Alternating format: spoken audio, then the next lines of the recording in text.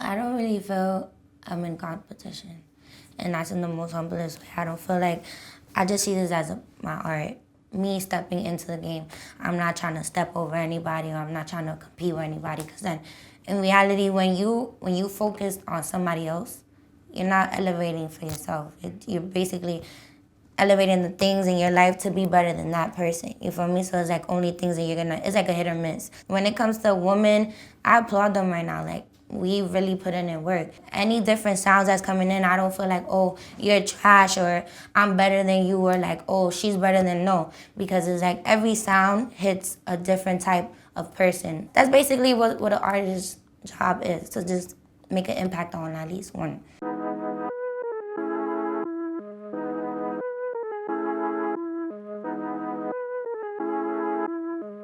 Like, having the parents that I have is like, no, you gotta stick to school.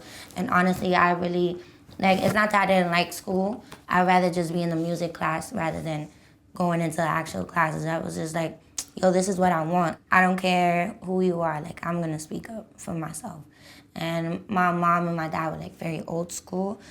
And my friends, like, they had like a lot of like freedom, and I didn't. It was like, oh, well, you gotta be here at this time. And it's just like, if I would go like 20 minutes later, it's like, oh, you think you grown? You getting sent back to DR. So it's just like, that was like the threat. 6th grade, I got sent because I stood for like, I was trying to see like the other kids that was graduating.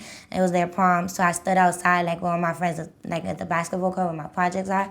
And my mom, like, I was being slick. I was like, Mom, just say that. Like, I said it mad fast, and then I hung up. But at the point, she was telling me, like, no, you go upstairs. Like, you're not going to stay outside. So I was like, whatever. I stayed outside. I'm like, oh, she probably let it rock.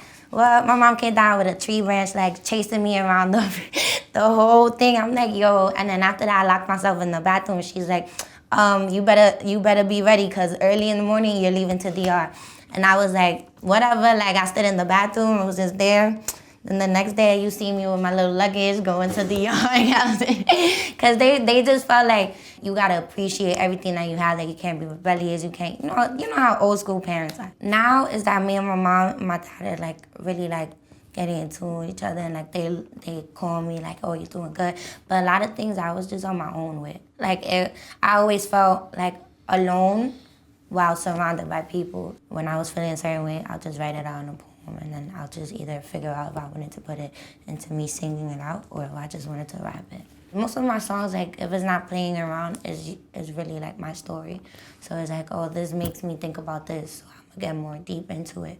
So that's basically my creative, like, way. Well, I'm from the hood and stuff. Like, most of my boys got, like, locked up and stuff like that, but the ones that are there, like, they just remain the same. Always like, yo, what's up? Everybody's always saying hi to each other. And even, like, I was filming for a video that we, like, shoot, like, I forgot when. But it was in Lenox, and I was just receiving, like, mad love, like, from the older people and stuff like that. And I just feel like that's what Harlem's about. Like, they don't really, like, as long as they know, like, you, like, from Harlem, they just show you love. I grew up in Harlem. You know, like, when you go up somewhere, it's like what you know. I know Harlem. Before that, like, I came from, like, the Bronx with my mom, then we went to Brooklyn, then we ended up in Harlem. And it was just a lot of switching around. But when I got to Harlem, it was like, okay, like, people in school became my family. Like, I lived in the projects. Like, my next door neighbor is, like, my second mom. So, like, when she was hanging out outside and I would be, like, playing kickball and stuff, like, she would be either, like, looking after me, or, like, if I'm sneaking out, like, you know, because Audrey's my real name, but she'll be like, Audrey, where you going? And it's just like, I can't move. Like, my neighbor's right here, and she's going to snitch on me. So it's like, as a child, everything is just like, as long as there's fun and stuff, like, everything is going good for you. When I was, like, in elementary school, we used to go to, like, nursery homes, and we used to sing, like, Christmas jingles and stuff like that. And I've always liked that reaction. And then there was a time where my mom did leave to DR, and she left me with my dad, but I ended up living with my aunt. And it was just all of us, like, all my cousins, and I would stay in my older cousin's room, and he would always just be jamming to J. Cole.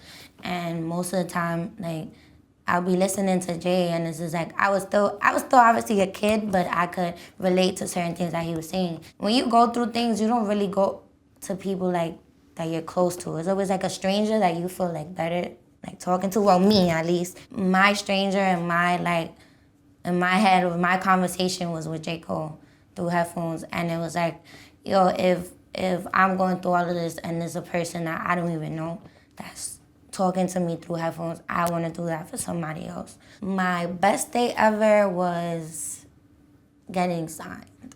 Like my team, like we're a team. Like there's no, oh yeah, you gotta know. Like they hear me out, I hear them out. It's like I love that about like everything that's going on. So it's like I feel like that will contribute to the best day. And having like Joey, just having a person that hears you out and stuff like that, and proving like what other people be saying like, oh, don't sign, da da da. Like that was like amazing for me.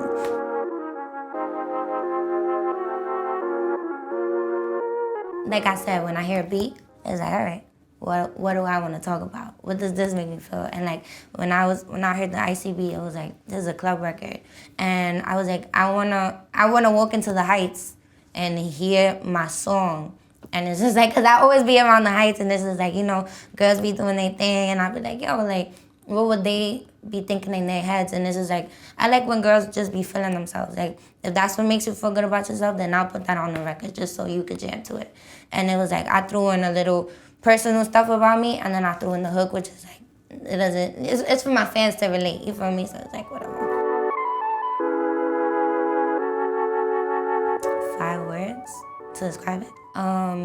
Courageous, unpredictable, sassy, deep, and thoughtful. We did a great job in just agreeing on every song that was on the project.